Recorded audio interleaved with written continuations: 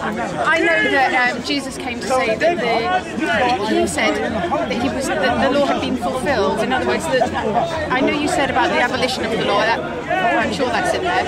My understanding is that Jesus came to say the law was not being removed or forgotten, but it had taken on a new side. It had been fulfilled and had. So I just realised you were on roller skates. Yeah, I'm quite tall. Wonder why you were moving back and forth. It's going to go. I think the law had been the law was not kind of forgotten, and it wasn't deemed valueless, but it had been fulfilled through Jesus Christ, who moved on to a new way. And I know that you had said about Jesus following those laws himself, and there are parables where he's criticised for not following the laws strictly. So one example in one story is that he's passing through a field and his disciples are taking grains of corn and eating them on the Sabbath, and of course he's criticised for that. But why is he criticised for that precisely? I think, gosh, you'll know more than me, but I think that was for sort of working, gathering on the Sabbath, and the idea was that you didn't work as such on the Sabbath, so he didn't conflict in here with the kind of old kind of... I would argue, well, what he's doing, he's not actually contradicting any law, it's interpretations of law. This is a dispute within Jews. Oh, and of course it's that legalism, wasn't it, that he was coming to... There's nothing in the Torah that says you mustn't gather the bits of wheat when you're hungry. In fact, Jesus defends his actions when David did precisely the same.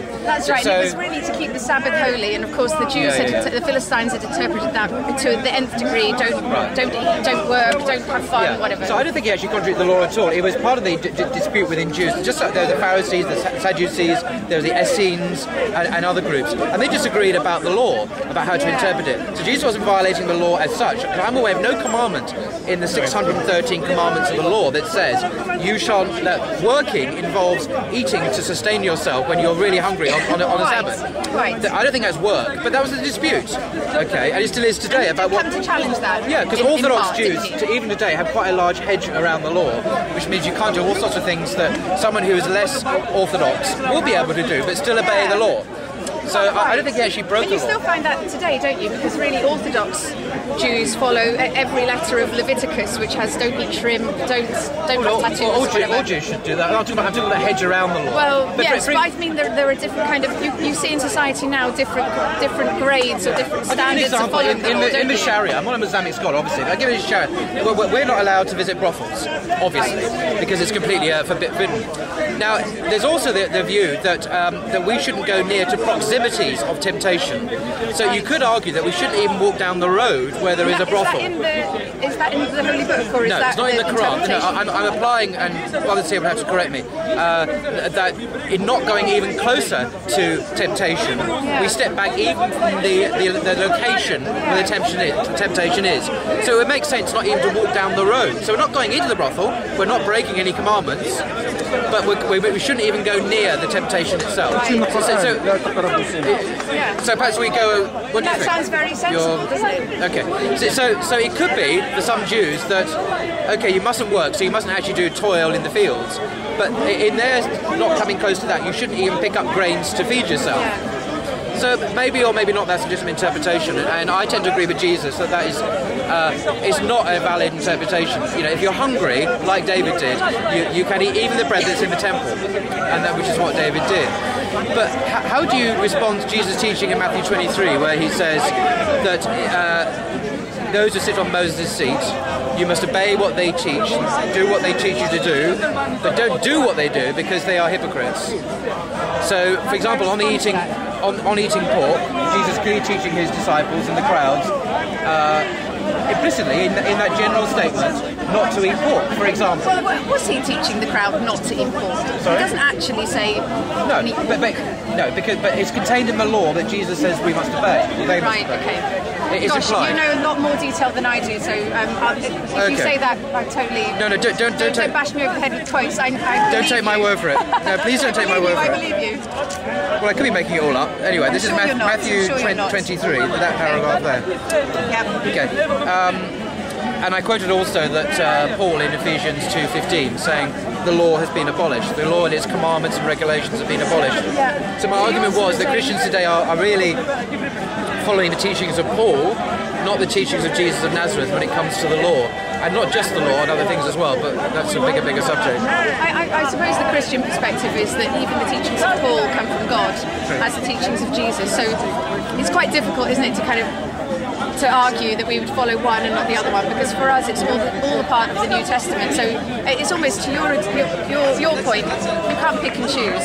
I wouldn't take Paul and not Jesus. Equally, I wouldn't take Jesus and not Paul. So as Christians, you have to take them both. You wouldn't take parts of the Quran that you kind of find acceptable and leave other parts. That wouldn't make you a good Muslim, I guess. No, but I think the analogy is flawed, because the Quran is of a piece. It was revealed to one man, in quite some centuries ago.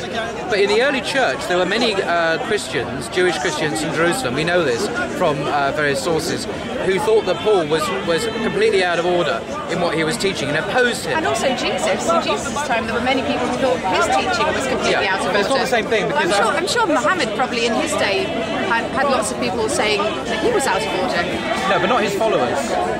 No, well, equally for Paul and for Jesus, but not the same equally, because point. I'm talking about the followers of Jesus here. Okay, from Jerusalem, who Paul calls super apostles. In 1 Corinthians 11, he calls them the super apostles from Jerusalem. From James. Now, James at that time, as we know, was the head of Jerusalem church, as we read in Acts. And it's clear that many people did not see Paul as a healthy influence at all, and wanted to put a stop to him. And because they thought that Paul was teaching a different gospel. We read in Galatians chapter 1 that there is this issue going around about who has the authentic gospel. And remember, at the time there was a lot of distrust of Paul anyway, because obviously Paul had come over from the other side, as it were. He was a persecutor of Christians. So anyway, even among the Christian community, there was lots of persecution of Paul too. I'm not sure that invalidates what he was saying. But I think it does, because it says men were sent from James to Paul to basically put a stop to what he was doing. It says it in Galatians. Now, these are the original people who knew Jesus. See, Paul never met Jesus.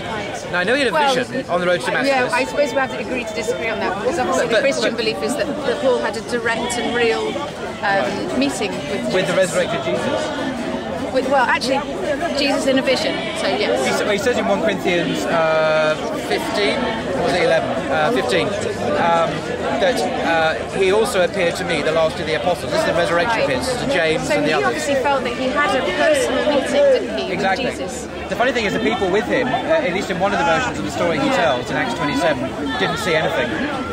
Right, okay. Which is interesting. But so Paul had a vision of Jesus. Lots of people have had visions of Mary and Joseph and all sorts of people. Yes, and I'm sure in the Islamic faith there must be visions and so on. Yeah. Must have... But we always must test the visions. This is the crucial thing. You must test the visions, test the faith. If you don't do that, you'll never grow. And that's why I think coming here and speaking to you and probably you to me is a very healthy spiritual exercise, isn't it? Well, it is for me. I don't think you're taking much away. No. I'm not teaching you anything new, but it's really interesting, I think. If we test what Paul said about Jesus and Jesus' teaching against what we know of Jesus' teaching in the earlier Gospels, Matthew, Mark and Luke, that is my test. So if we take a really important issue like the law, which is central to a Jew's life, as a Sharia is a Muslim's life, has the same role in a Muslim's life as the law does in the Jew's life, the same kind of thing, very similar content of the law as well. What did Jesus say? What did Jesus say about the law? I've given you a number of quotes, and there are others. And what did Paul teach about the law? And I've given you one example of others. So in testing the spirits, testing the credentials, the authenticity, the accreditation of Paul versus Jesus, that is why I question Paul as an authentic interpreter of Jesus. Because what Paul says contradicts what Jesus says on a really important matter of the law, and on other things as well. On salvation it contradicts. Jesus says on justification, on salvation it contradicts what Paul says. So almost I guess your position then is that you kind of acknowledge Jesus as the figure that he was and the authenticity of the four Gospels, but your point today, it sounds like it's the Paul element that you really take issue with. It's that sort of. It's a bit more than that. We tend to think that we do think Muslims believe that there was an original gospel called the Injil, which is an Arabized form of the Evangelion, the gospel, if you like. It was given to Jesus. That's not the same as the four Gospels, Matthew, Mark, Luke and John. Because they're like the Hadith, if you like, in Islam. The Hadith are the reports and sayings of the Prophet Muhammad, but they're not the actual revelation of God himself necessarily at all. So we send teams like Hadith reports, so we have to check them for, you know, if they are authentic and the transmission from the original disciples of Jesus to the Gospels. And there is no way of checking if, for example, Matthew was by, who wrote it, we don't know, because the title, the Gospel according to Matthew, was added in the 2nd century. Well, yes. And it's not even written in the first person. It's not written, I saw Jesus or we saw Jesus. It's they did this, they did that. So it doesn't even read like an eyewitness. Is the Quran written? First person. Okay. Well, it switches first and plural.